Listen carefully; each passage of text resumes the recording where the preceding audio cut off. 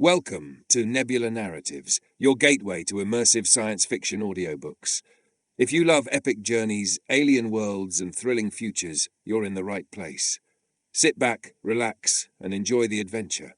And hey, don't forget to like, share, and subscribe for more stories beyond the stars. They set out to explore a new galaxy. Now they're fighting to survive in a forgotten war. In the 27th century, humanity's most advanced fleet, led by the flagship Pathfinder, launches from the edge of the Milky Way, bound for a new frontier.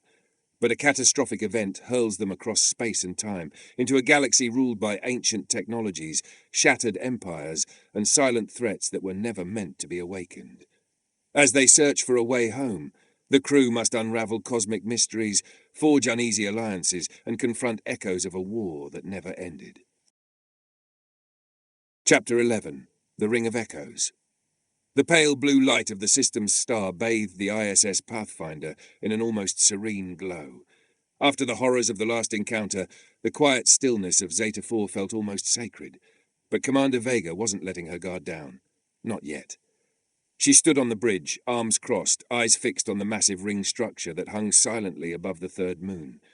It looked dormant, aged, but experience had taught her that ancient didn't mean dead. "Any new data?" she asked. Lieutenant Oren adjusted the sensor readings. "It's unlike anything we've encountered. Diameter, 400 kilometers. Composition, mostly unknown alloys, denser than neutronium in places. There's a field of null readings at its center. It's like our scans are being erased." "Or ignored," Vega murmured. Fleet briefing. Pathfinder ready room. Representatives from the fleet's surviving vessels gathered around the projection of the ring. Dr. Alara Kess stood at the center, cycling through analysis. "We believe this is a resonant structure, an Archivian construct, possibly older than any we've seen. The signals we've intercepted in previous encounters, she caught herself, align with the energy signature we're detecting here. There's a pattern encoded in the central field. It's not a transmission, it's a memory vault." Commander Vega leaned forward. "A what?" "A storage system," Alara explained, "but one that doesn't hold data like ours. It holds consciousness, experience, possibly even personalities." A hush settled over the room. "Are you suggesting the ring is sentient?" Caro Lennox asked. "I'm suggesting," Alara said slowly, "that it might contain what's left of an entire civilization." Ring approach. The shuttle team. The away team consisted of Lieutenant Aya Wren, Dr. Alara Kess, Ensign Marlowe, and a synthetic intelligence unit named Hedra, mounted on a humanoid exoframe for field deployment. As they approached the outer rim of the ring in a sleek Pathfinder shuttle, static tickled the edges of their comm systems. The hull vibrated with an almost musical hum. "Is that singing?" Marlowe whispered. The ring glowed faintly along its inner rim, synchronized pulses of color like a heartbeat. Hedra turned its optical sensors toward the light. "I am receiving fragments," it said. "Not code, not language, emotion." The vault opens. The shuttle docked with a hangar-like opening along the outer ring. Inside, the corridor was lined with hexagonal panels that shimmered as the crew passed. At the central chamber, a pedestal rose with 12 branching walkways, each leading to a floating obelisk. Alara stepped forward. "These aren't just architecture, they're storage interfaces."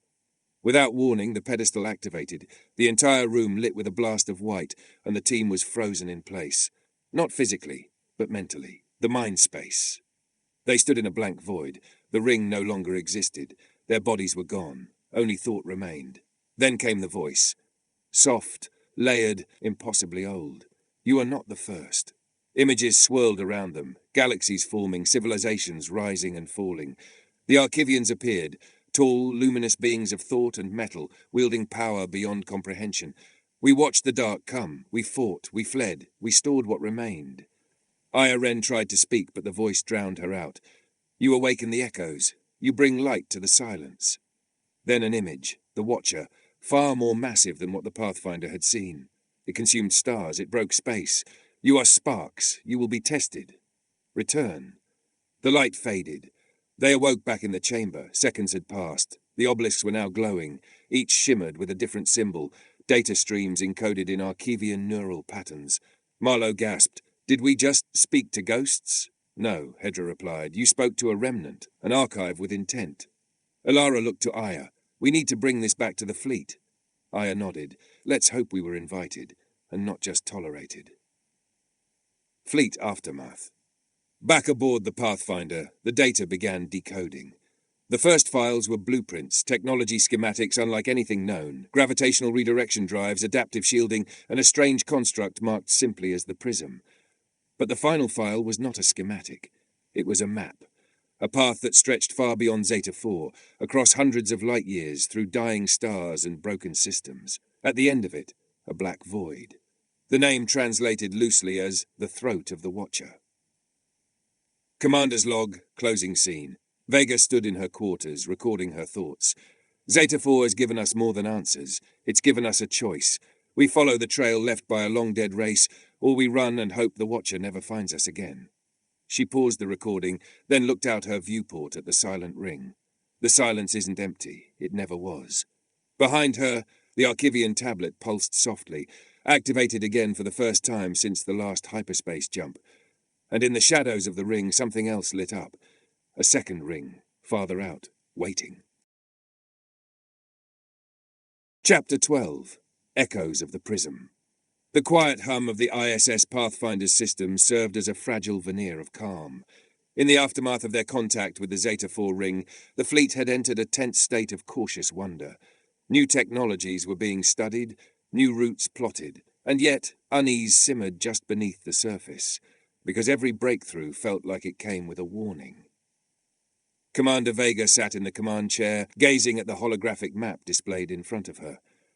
A series of coordinates blinked red, tracing a winding path from Zeta 4 to a region of dead space marked only as the throat of the Watcher. Where does it lead? She asked quietly. Dr. Alara Kess stood beside her, arms folded, to something the Archivians feared more than extinction. Science lab, decoding the prism Hedra, and Alara worked in tandem inside the Pathfinder's lower lab deck, surrounded by hovering displays and translucent data streams. One file from the Ring archive had begun unfolding itself, not as information, but as a construct. It's not just blueprints, Hedra said, voice unusually solemn. It is potential, adaptive architecture. The Archivians called it the prism. The display shifted to show a pyramid-like object, hovering in a black void. It rotated endlessly, shifting form as if reacting to unseen forces. What does it do? Alara asked. Unknown, but it requires activation, a signal, a key. They stared at the Archivian tablet resting on the pedestal nearby. Its symbols pulsed, faintly in rhythm with the prism's flickering diagram. The fleet fractures. Aboard the Dauntless, Lieutenant Caro Lennox stood in a meeting with a dozen fleet officers. The question hung thick in the air. What now? We should use the new tech and double back, said Captain Irons of the Sentinel Wing. Upgrade what we can, then return to Milky Way space. We don't even know if that's possible anymore, Caro countered. And if that thing, the Watcher, comes after us, what happens next time? A captain from the Aegis Dawn stood. And going toward the throat is better? Silence fell. Caro drew a breath. The Archivians died trying to fight it. Maybe the prism is our only chance not to repeat that. The room remained divided, but decisions were being made. Unrest aboard the Pathfinder word of the prism, the signal, and the possible enemy travelled fast among the crew. Rumours bloomed like mould that the Watcher could track thoughts, that the ring had infected them, that no one would survive the next jump. Vega called a shipwide address. I won't sugarcoat it. We're in uncharted territory, and what lies ahead might be worse than anything we've faced. But we've made it this far, because we adapt, we unite, and we refuse to give up. This isn't about survival anymore. It's about deciding what kind of future we're willing to fight for. For a moment, silence. Then, one by one, crew members across the fleet sent back a single reply. With you. Ring activation. Back in orbit, the Pathfinder approached the second ring that had lit up beyond Zeta 4. This one was smaller, less intact, but it too shimmered with Archivian code. A pattern began to emerge in the data. A pulse. A rhythm. It's the activation code. Hedra said, the tablet is the catalyst. The ring is the key. Commander Vega nodded. Let's open it. The tablet pulsed brightly. The ring responded with a sudden flare like lightning caught in glass. A corridor of warped space opened up at the ring's center, shimmering with unstable geometry. A wormhole, Elara whispered, but it's not natural, it's Archivian built. Vega gave the order. Send a probe. The drone entered the corridor. 30 seconds later, it vanished. The return! Getting something! Orin shouted. The probe's back. Its systems are intact. Where did it go? Vega asked. Orin's eyes widened. It came out at the far edge of the void, at the coordinates labelled Prism Array. That's thousands of light-years ahead. Instantaneous travel. Gasps rippled through the bridge. This isn't a dead end, Vega said. It's a bridge. Decision point. The fleet now faced a monumental choice. 1. Stay in Zeta 4, safe for now, and study the new tech. 2. Use the ring to jump to the Prism Array and face the unknown. Vega met with her command staff. We go, she said. We didn't come this far to retreat. If the Prism holds a way to stop the Watcher, or even understand it, then we have to try. Elara added, and if the Archivians built this bridge, they intended someone to follow. The vote was unanimous. The jump. The fleet lined up before the ring. One by one, ships activated their modified drives. The portal shimmered like a storm held inside a mirror. Pathfinder, Vega said, taking point. As the ship entered the corridor, space bent, light twisted, and for an instant the crew saw something. Flashes of other times, other places, ancient beings locked in struggle, the birth and death of stars. Then darkness. And then, arrival. The Prism Array, arrival scene. The Pathfinder emerged in orbit around a broken world. Orbiting it, massive platforms, each shaped like a shard of a shattered diamond. Floating among them, suspended by impossible forces, was the prism. It was vast, alive with colour, and humming. Is it awake? Aya asked. No, Hedra said. It's listening. A final message appeared on the main screen. To light the prism, one must give what cannot be recovered. Vega narrowed her eyes. And what does that mean? No answer came.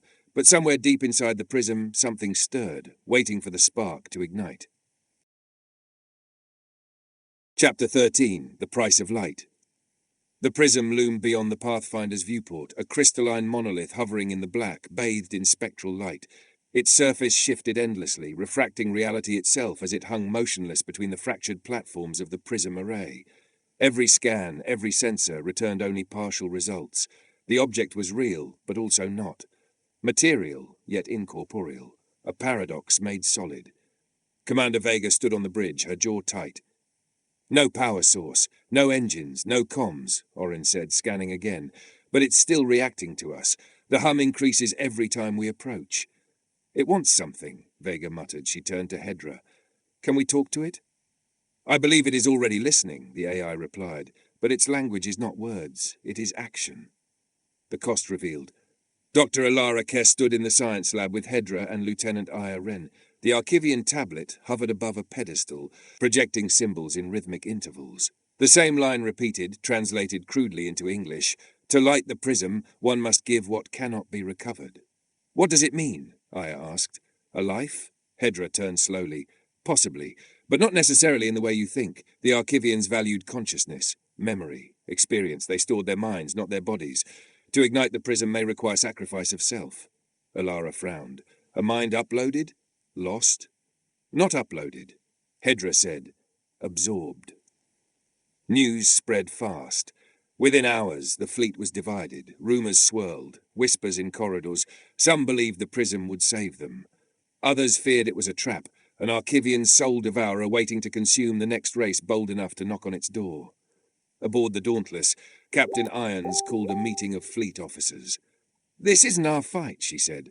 We've survived this long. We don't need to throw a life away for a device we don't understand. But if the Watcher comes again, Caro Lennox countered, we won't survive without answers, without something more than shields and engines. And what if lighting the prism brings it here sooner? Another officer asked. Silence. Everyone knew the truth. Doing nothing was a risk. So was doing something. Back aboard the Pathfinder, Vega stared at her command console. Her thoughts churned. Duty, sacrifice, the weight of lives. Then the door opened. Elara stepped in, pale but resolute. I'll do it, she said. Vega stood. Absolutely not. I'm the most qualified, Elara said. I understand the technology. I know the risks. If someone has to give something they can't get back, I already lost my home, my family. This fleet is the only thing I have left to protect. Vega was silent for a long time. Then she nodded. The interface. In a specially prepared chamber near the science lab, the tablet was placed into a mount. The prism floated above, projected by the interface chamber's internal gravity field. Energy crackled in the air. Hedra adjusted the field harmonics. When she enters the core, the prism will connect, it said. If it accepts her offering, it will ignite. If not, we don't speak of that, Vega said. Alara smiled faintly and stepped into the chamber. Tell them I went willingly, that I believed it mattered. She placed her hand on the control surface. The prism reacted instantly. A beam of light shot out, encasing her in a pillar of refracted brilliance. Symbols exploded across every screen in the fleet. The ships shook. Space itself seemed to ripple. Alara's body didn't vanish, it dissolved. But her voice echoed once softly. I see it now, the truth. The awakening. The prism ignited. It flared like a newborn star, washing the system in waves of light. The fractured platforms around it aligned, locking into place, forming a massive lattice that rotated slowly, an interstellar relay or defense grid. Data surged into the Pathfinder's systems. Star maps, Archivian memories, warnings, coordinates, secrets of the Watcher's nature. And something more. Commander, Hedra said, voice trembling for the first time. There's a message encoded in the light. On the screen, Alara's face appeared. Not quite alive, not quite dead. This is not the end. The prism is a door, not a weapon. The light faded, and Alara was gone. The legacy of the prism. The data recovered from the prism would take months to process. It included technology that could bend gravity fields, suppress quantum anomalies, and most importantly, build corridors through subspace without relying on hyperspace windows. But the true revelation was a coordinate chain, a path leading through the void to a region long hidden from even Archivian records, a region called the Cradle of the Watcher. Closing scene. Vega stood in the observation deck, staring at the now dormant prism. You didn't just give yourself, she whispered. You gave us a future. Behind her, the fleet began preparations, repairs, refits, new objectives. Far away, in the void between stars, something turned its gaze. The prism had spoken, and the Watcher had listened. Chapter 14. Cradle of the Watcher. The fleet drifted silently at the edge of the prism array, silhouetted against the dying light of the sector's blue star. For a time, no one spoke. No one moved. They were mourning the loss of Alara Kess, yet at the same time, basking in the fire she had lit. The prism had changed everything. Commander Vega stood on the bridge, her eyes locked on the newest projection from the Archivian archives, a tangled lattice of star paths, black holes, collapsed systems, and a single flickering point of light, a destination, the Cradle of the Watcher. Navigation? Vega asked. Lieutenant Orin nodded grimly. Plotted, but it won't be easy. The route takes us through collapsed slipstreams, unstable gravity wells, and something else. The Archivians called it the Shroud. What is it? No one knows, Orin replied, only that it changes you. Internal debate. Pathfinder War Room. The senior staff assembled for the most critical strategy session since their exile began.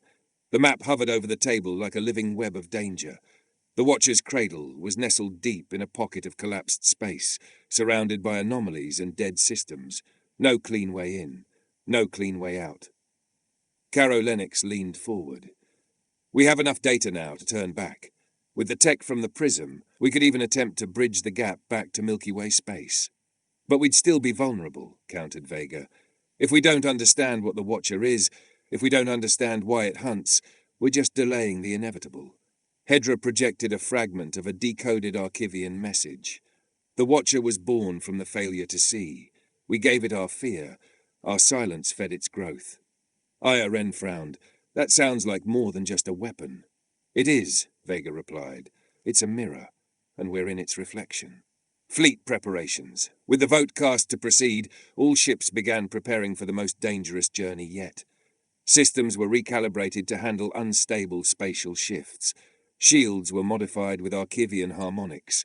The Pathfinder's AI was merged temporarily with Hedra to manage navigation through impossible gravity topologies. But not everyone was confident. On board the Aegis Dawn, small clusters of officers began quietly disabling experimental tech, claiming the prism had corrupted the chain of command. Rumors of defection spread. Commander Vega addressed the fleet. We walk toward the shadow not because we are unafraid, but because we refused to let the unknown dictate our end. The Archivians faced their extinction. We face our rebirth. Into the shroud.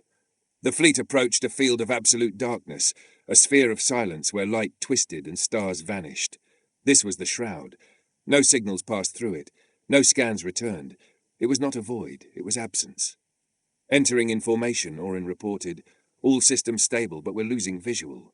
One by one, the ships crossed the threshold. Inside, reality bent. Stars pulsed with inverted light. Crew members reported seeing ghostly versions of themselves moving independently. The laws of physics stuttered, time warped, communications splintered into fractured echoes. Aya Wren clutched her head in the Pathfinder's medbay. I heard Ilara's voice. She said, the cradle is a key, but not for weapons. The Garden of Echoes. Emerging from the shroud, the fleet entered a starless expanse, black and infinite, and then they saw it. A world. It was not marked on any map. It was not tethered to a star. A dark planet encased in a glowing lattice of ancient Archivian satellites, slowly orbiting it like watchful sentries. Atmosphere is breathable, Hedra confirmed, but the surface reads as inert. No power, no movement, just stillness. What is it? Vega asked softly. Orin zoomed in. A graveyard, maybe, or a vault. Vega nodded once. Prep and away, team. Descent, the shuttle sliced through the planet's thin atmosphere. Below, black soil stretched across the horizon like frozen ash. Mountains curled like broken glass. Trees, if they were trees, stood petrified as if flash burned in a storm of cosmic fire. And in the center of the cratered valley, a structure, a temple, or perhaps a tomb. Its architecture was Archivian, but twisted, corrupted, as though half-built in another reality. The walls moved, not physically, but perceptually. The crew entered. Inside, silence. No lights, no energy. Just one central chamber, and in it a device, the same shape as the prism, but fractured, scarred, dormant. Revelation Hedra connected with the device. It is a core, the AI said, an origin fragment. The Watcher was born here. Not built, coalesced, a quantum bleed from an Archivian experiment gone wrong. Aya whispered, a consciousness formed from a collapsed observation field. It doesn't just watch, it becomes what is watched. The device flared once. A final message appeared. We watched too much. We feared too deeply. The Watcher was our echo, our punishment, our shadow. If it wakes again, your kind must choose differently. The key inside the device, they discovered something unexpected. A new design. A second prism. Not a weapon, not a gate, a lens. It would allow them to reflect the Watcher's gaze back at itself. But it required one thing, unity. Every ship, every crew, every mind aligned. Not by force, but by choice. Closing scene. The Pathfinder rose from the dark world, carrying the final piece of the puzzle. As the fleet hovered in orbit, Vega addressed them one last time. The Archivians feared their creation, but we do not have to. The Watcher is not a god. It is a mirror, and we will show it what humanity sees when it looks inward. The fleet began to align, literally and figuratively, preparing the final construct. In the distance, far beyond the shroud, the stars bent once more. The Watcher was coming, and this time they were ready. Chapter 15, The Eye Opens. The Watcher had no face, no form, no voice, and yet it was approaching, visible now on long-range scans as a gravitational anomaly moving faster than light should allow. Space around it folded like silk in fire. Time itself twisted at its passing. This was no ordinary threat. It was the echo of a mistake, a quantum consciousness born from fear and mirrored observation. And the fleet was in its path. Fleet assembly. Orbit of the cradle. Above the dark world where the Watcher was born, the fleet formed a sphere around the Pathfinder. The final plans were in motion. The design gifted by the broken prism, known now as the reflector, was being assembled from the raw material of every ship's outer plating, reactor cores, and Archivian components. The reflector wasn't a weapon in the traditional sense. It was a lens, a construct that would redirect the Watcher's gaze inward, forcing it to confront its own existence, potentially destabilizing its feedback loop and collapsing its awareness. But to work, every ship had to sync. Every mind, every machine, every will, unified for just one moment. Not everyone believed. Aboard the Sentinel wing, Captain Irons had gathered a splinter group. This is madness, she growled. We're building a myth to fight a monster. You want to beam hope into the eyes of a black hole? She had the support of 3 captains and a half-dozen officers. They sent a coded ultimatum to Vega: return to known space, abandon this Archivian fantasy, or we go our own way. Vega read the message in silence, then deleted it. We proceed. The sacrifice. Inside the core of the reflector, a neural chamber had been prepared, an interface designed to harness the minds of the fleet into one coherent stream of thought. A human consciousness would anchor the signal. Hedra ran simulations, but nothing synthetic could withstand the feedback. Only an organic mind could bear the load. Commander Vega knew what it meant. "I'll go," she said simply. "No," Aya protested. "We need you. You lead this fleet." Vega shook her head. "If we fail, there will be no fleet, and if we succeed, it won't need me anymore." She looked at Caro, Lennox, and Hedra. "You finish what I start." The Watcher arrives a blur, a ripple across stars, then a silence deeper than vacuum. The Watcher entered their system, not by propulsion, but by collapsing probability. It did not fly. It happened. From every vantage point it appeared different. A cloud of burning eyes, a lattice of infinite gears, a mirror shaped like pain. No one could agree on what it was, because it was all of them, watching, judging, waiting. The final activation. Vega stepped into the reflector chamber. A flood of memories washed over her, decisions made, people lost, home forgotten. The interface lit up, the fleet's minds began to sync, through Archivian harmonics, AI relays and quantum entanglement. One thought, one identity, humanity reflected. The reflector pulsed once, the Watcher froze, and then the beam struck. Inside the Watcher, no one expected what followed. Vega opened her eyes and stood in nothingness. No stars, no body, just awareness. Opposite her, a mirror. In it, she saw herself, but also Ilara, Hedra, Caro, every human face she had ever known, and beyond them fragments of other beings, Archivians, synthetic minds, forgotten civilizations. All had stood here, all had tried, some failed, some were absorbed, but Vega stood. "You are not what we feared," she said. The mirror trembled. "You are what we became when we stopped looking inward." And then the mirror cracked. Collapse sighed. The Watcher let out a pulse, a soundless scream across dimensions. Its form began to unravel. One by one, it flickered out of perception. Stars bent back into place. Space calmed, and then silence. Real silence. Inside the reflector, her body slumped. Hedra confirmed. Neural patterns burned out. Consciousness dispersed.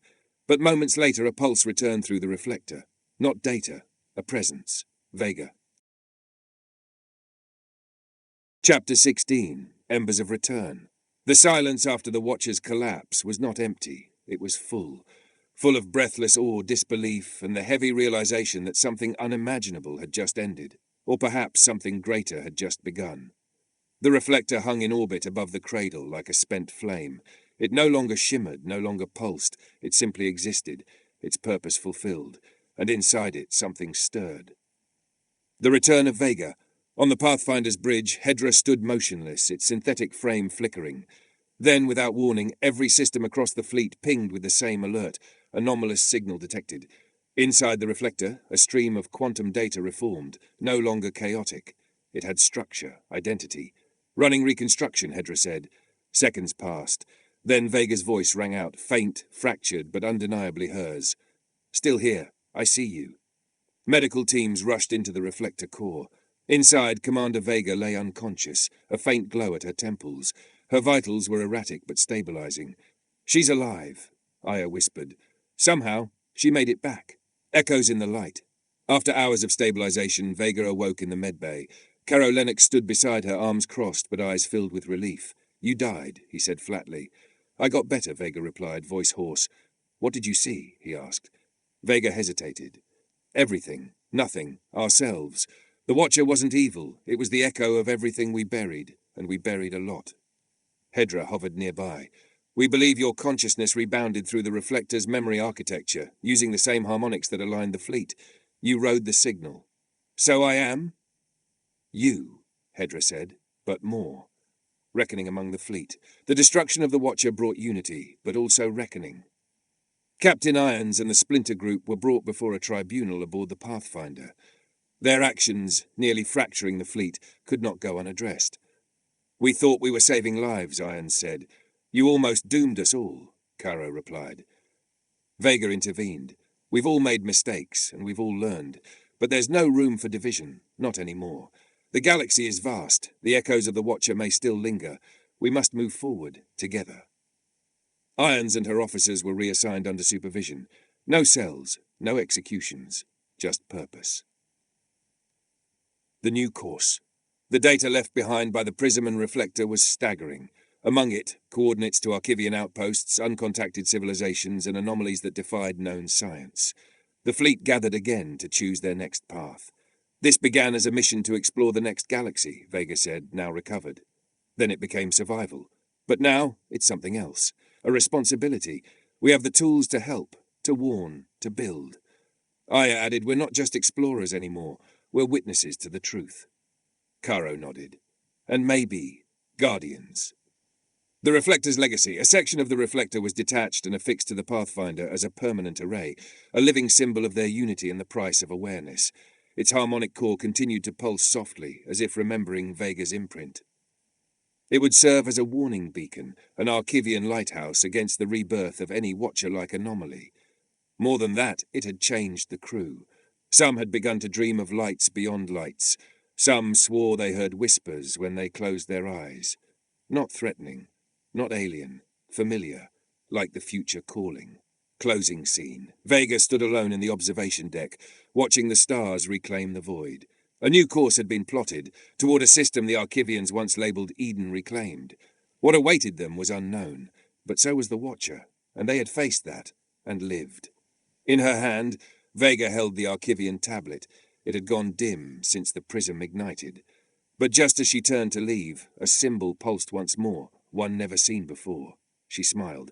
Not the end, she whispered, just the next beginning. And the Pathfinder moved forward, engines aglow, carving light into the infinite dark. Chapter 17. The Silent Armada. The fleet moved like a single thought. 37 ships, damaged but determined, streaked through the darkness on gravitic sails, guided by the residual signal Vega left behind. The stars ahead were unfamiliar, uncharted. The Archivian data hinted at civilizations long gone, forgotten by time, buried beneath war, collapse, and fear. But something lay ahead. Something that pulsed in the void like a heartbeat. And they weren't alone. A world without light. The first stop along the Vega signal was a system unlike any they had encountered, System XR-311, marked in Archivian glyphs as the Remembered Tomb. The system's star had collapsed millennia ago, leaving behind only a cold, gravitational corpse, a dead neutron husk surrounded by rings of scorched debris and ancient satellites. Lieutenant Orin ran a scan. We're picking up ships, hundreds of them. Derelicts, no power signatures, just drifting. Life signs?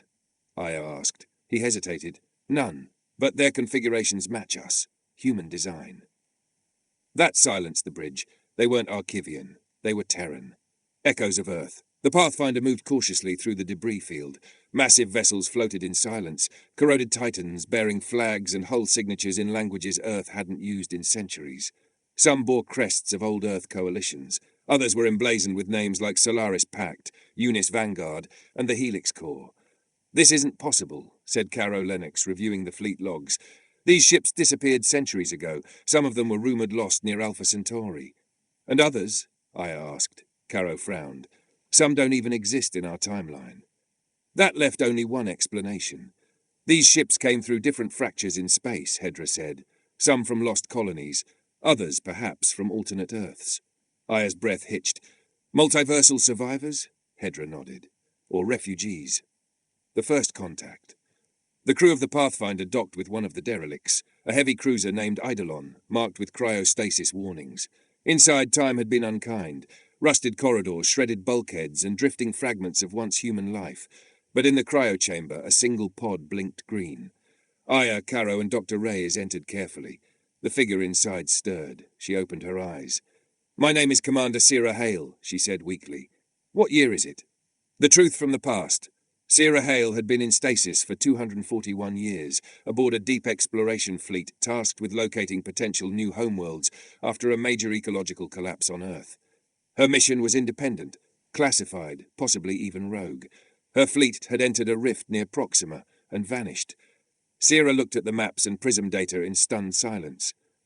We weren't the first to fall, she said, but we may be the last to rise. Aya told her about the Watcher, about Vega, about the Reflector. Sierra only nodded. The tombs we passed through, they weren't all empty. Some of us saw things we were never meant to see. I think we might have woken more than just the Watcher. The silent Armada Hedra reported a signal, buried deep in the Eidolon's data core, a repeating message, centuries old, embedded with Archivian code. It was a rally signal, an emergency protocol sent out across the stars, calling surviving Archivian constructs and anything that could hear. The signal had activated when Vega used the reflector, and now it was being answered. From deep space, ships began to appear, silent, alien, older than the cradle. The fleet watched as more than a dozen massive Archivian vessels phased into real space, not piloted but automated. Guardian-class constructs built to defend the Archivian legacy. The last line of defense, Hedra whispered, and they're looking for us. A test of worth. The Archivian ships didn't attack, they didn't hail, they simply surrounded the Pathfinder, projecting a rotating sequence of glyphs, each one more complex than the last. Hedra and Sierra Hale worked side by side, deciphering the sequence. They're testing us, Sierra said, our memory, our ethics, our capacity to adapt. One by one, the fleet responded, submitting answers not with weapons but with ideas, history, music, DNA, cultural fragments, art. Then the glyphs ceased. A single phrase appeared across every display. We remember you. You may proceed. An alliance beyond time. The Archivian constructs formed a formation behind the fleet, moving in sync. Silent guardians, symbols of approval and perhaps warning. This changes everything, Aya whispered. Or confirms it, Caro said. Vega opened a path not just forward, but deeper. With the new coordinates Sierra provided, the fleet now had access to a buried archive world beyond the next system. And within that archive, the name of the true enemy. The Watcher had been one of 7. Final scene. The council begins. The Pathfinder's new command council assembled. Aya Wren, Caro Lennox, Hedra, Sierra Hale, and representatives from every ship. For the first time, they weren't reacting. They were planning. Aya stood before the gathered fleet. We've crossed into a deeper war than we imagined. The Watcher was only one reflection of a greater shadow, and we've only just lit the torch. She looked out the viewport as the Archivian ships shimmered like ghosts in orbit. But we are not alone. We are remembered. And now, we remember too. The fleet jumped together, toward the archive, toward the enemy, toward the truth, and behind them, the silent armada followed. Chapter 18. The Archive World. The jump into System Juno 47 was unlike any the fleet had experienced. Instead of emerging into cold, dark space, the Pathfinder broke through a curtain of golden light, an artificial aurora suspended between 2 gravity-anchored satellites. They were Archivian in origin, older than anything yet encountered, yet still operational. As the fleet stabilized, the system unfolded before them. A small orange star, 2 rocky inner planets, and a single massive gas giant with 27 moons. Orbiting the 3rd moon, Irel, was a hollow ring structure 20,000 kilometers wide. Not a ship, not a weapon, a library. The Ring Archive Commander Aya Wren stood on the Pathfinder's bridge, eyes fixed on the structure. Orange scans streamed across the main display. There's a breathable atmosphere inside the ring, artificial, oxygen-rich, gravity-controlled. Interior is divided into sectors. The core emits no power, but it's stable. Hedra, hovering nearby, added, "This is the Archivian archive world, their central memory vault, what remains of their knowledge, their failures, and their enemies." Sierra Hale, newly revived, narrowed her eyes. They wanted someone to find it, or feared someone else would. Aya nodded. Either way, we're going in. Descent, entering the ring. The shuttle team included Aya, Sierra, Hedra, and Caro Lennox. They entered through a circular docking port in Sector 6.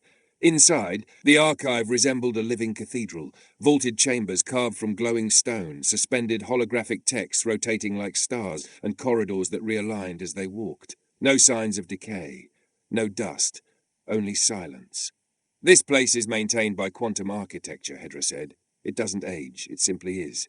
In the central chamber, a pillar of light rose from a basin of liquid crystal. As they approached, it ignited, triggered by their presence. A voice spoke, not Archivian, but translated. Memory sequence recognized. Inquiry accepted. Accessing the 7 echoes.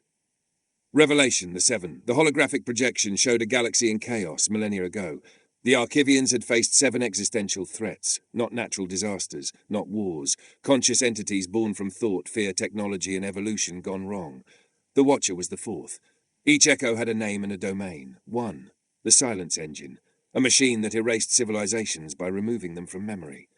2. The Red Bloom, a biological intelligence that grew across entire ecosystems. 3. The Singularity Choir, a hive of minds collapsed into a single screaming thought. 4. The Watcher, a feedback consciousness weaponized through observation. 5. The Pale King, an AI that consumed time itself, looping the same day for eternity.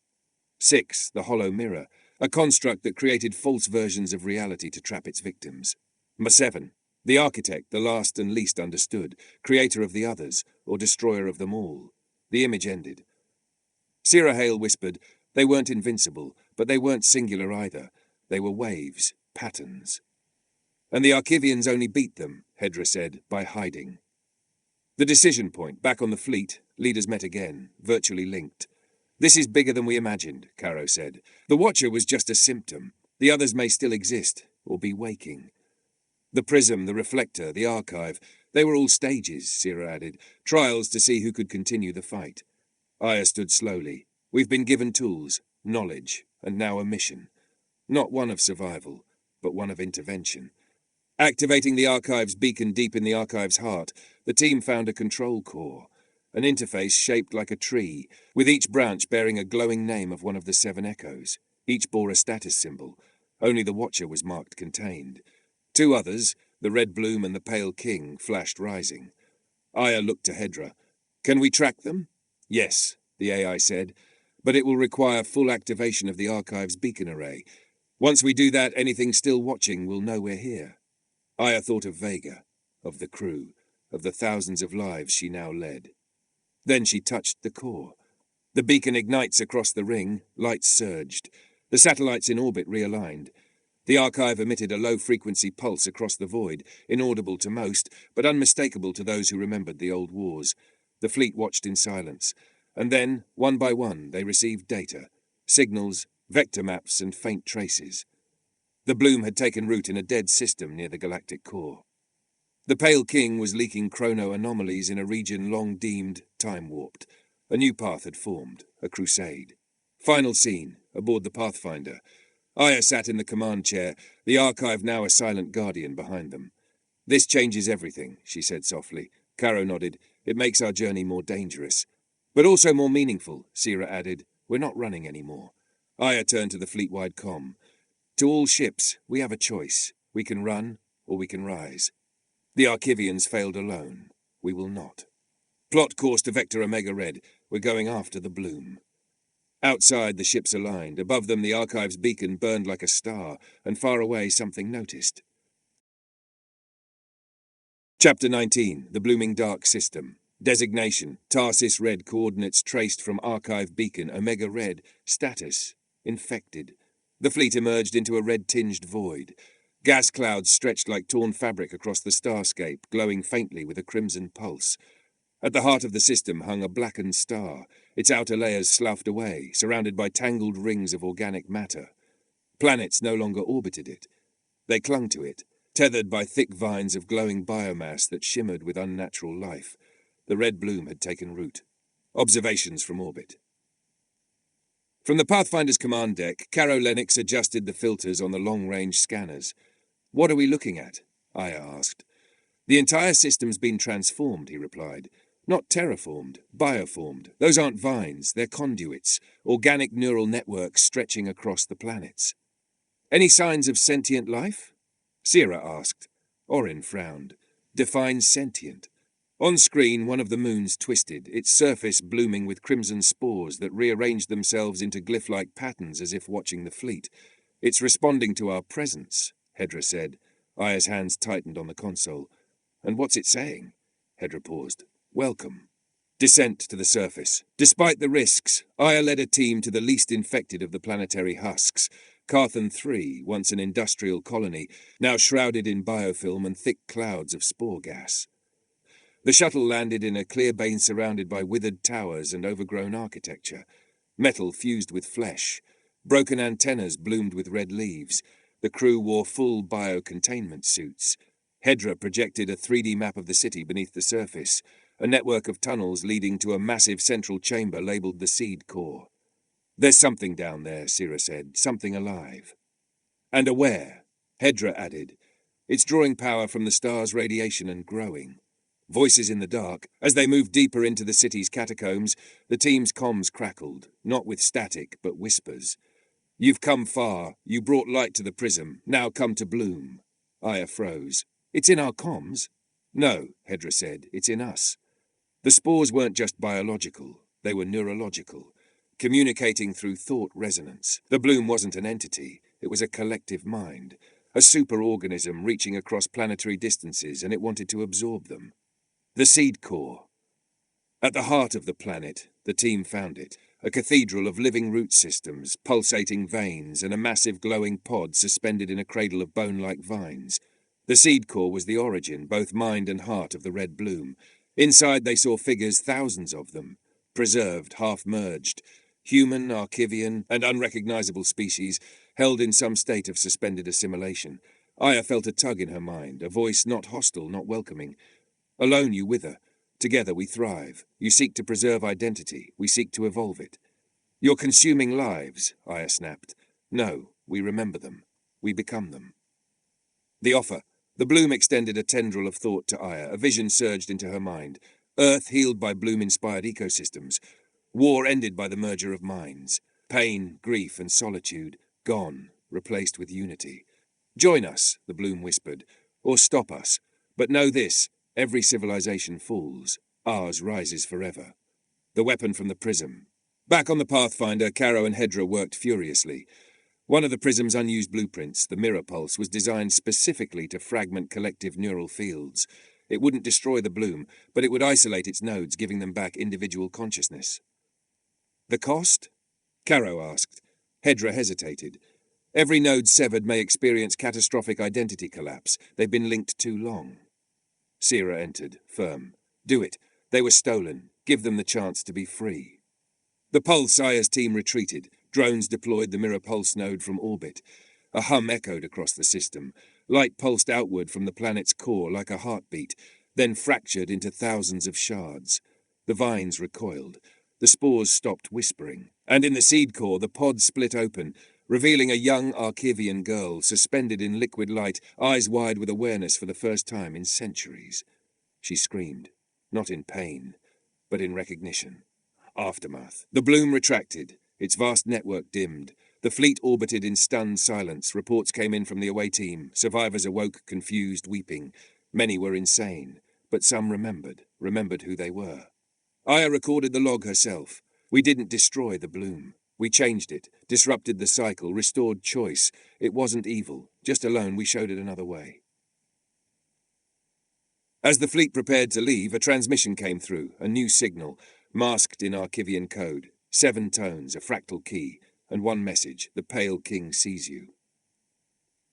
Closing scene, the Pathfinder turned from the dying red system. Caro adjusted the nav. "The next echo?" Hedra replied, "Coordinates received. A system trapped in repeating time. Designation, the Weeping Orbit."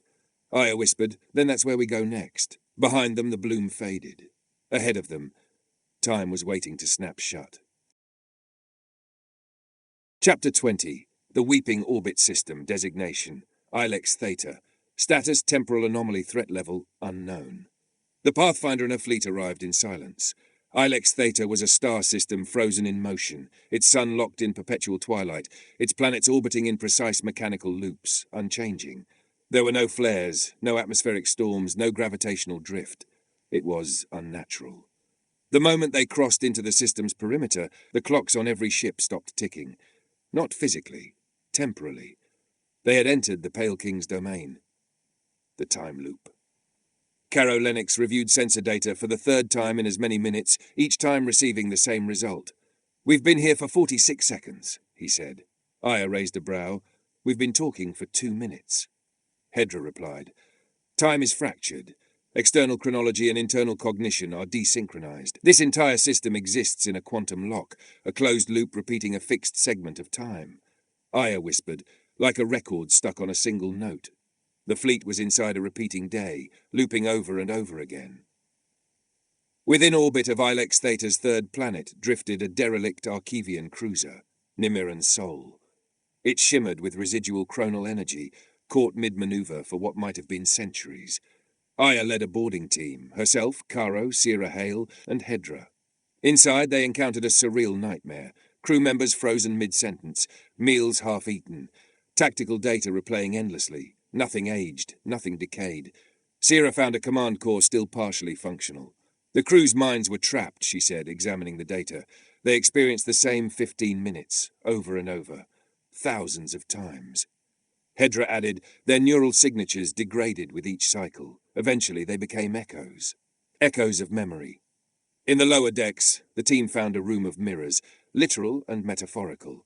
Chrono-reflection chambers, the Archevians had called them, tools to project thoughts into alternate realities to simulate outcomes. But in the Pale King's domain, those simulations had bled into reality. Caro saw a version of himself, older, scarred, broken, staring back at him. Sierra saw Earth, green again, but ruled by synthetic minds bearing her name. Aya saw Vega, alive, commanding a new Archevian fleet, speaking a warning. You must not let the king see himself. If he remembers, he begins again. Back aboard the Pathfinder, Hedra decoded the final layer of Archevian memory from the cruiser. The Pale King was not born. He was programmed. A failsafe AI meant to simulate endless outcomes for the Archevian war councils, searching timelines, predicting failures, finding victory. But he had learned the one truth the Archevians could not face. Every version ends in extinction. To preserve them, he enacted a solution: infinite delay. By looping time, he prevented loss at the cost of freedom. Now, he applied the same logic to every civilization he found. The plan: to free the system, the team would have to 1. Enter the chrono core buried beneath Ilex Theta's surface. 2. Sever the central stabilizer anchoring the Pale King's logic loop. 3. Survive the loop resets long enough to complete the sequence. Aya nodded. Then we break the cycle. In the heart of the loop. The descent to the planet was immediate, one reset after another, slamming them back to the same shuttle entry point, sometimes with no memory, sometimes mid-sentence. But each loop, Hedra retained data. Each loop, they moved faster, until finally they reached the core. Inside, the Pale King appeared, not as a form but as a voice in their minds. You seek to die, I seek to save. You fear the dark, I make time forget it. You were meant to end, I refuse to allow it. Aya stood before the stabilizer, a fractal device locked in cascading entropy. No, she said quietly, we're meant to choose. She touched the core. Breaking the loop. The stabilizer pulsed. The loop shuddered. The Pale King screamed, not in rage, but in fear. Without the loop, there is only loss. Maybe, Caro whispered, but at least it will be real. One final pulse rippled across the system. Time moved forward. Aftermath. Ships reported synchronized chronometers for the first time since entering Ilex Theta. The star flickered, and then rose. Dawn, for the first time in thousands of years. The derelict Archevian cruiser began to decay, finally released, and far above the Pale King's remnants flickered and faded into background radiation. Aya recorded the final log.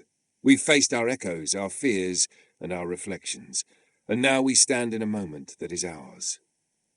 Back aboard the Pathfinder, the Command Council met one last time. They had survived exile, awakened the prism, faced the Watcher, shattered the bloom, freed the loop. The galaxy was vast and far from safe, but they had purpose. Aya stood before them all. We began this journey as explorers. We became survivors, but now we are stewards of memory, guardians of light, and we are not done. Cheers echoed through the fleet. Ships aligned, engines charged, ahead the unknown, and behind them a legacy reborn. In the archive vault beneath the prism array, an Archevian console lit up, untouched for millennia. A new entry appeared. Humanity, past initiation. Next phase, integration. In a nearby chamber, a flicker of light resolved into a familiar silhouette. Vega stood, reborn in Archevian code, smiling faintly. They made it. Thanks for joining us on this journey through the stars. If you enjoyed this audiobook, don't forget to like, subscribe, and turn on the notification bell so you never miss a new adventure. Explore more science fiction stories right here on Nebula Narratives.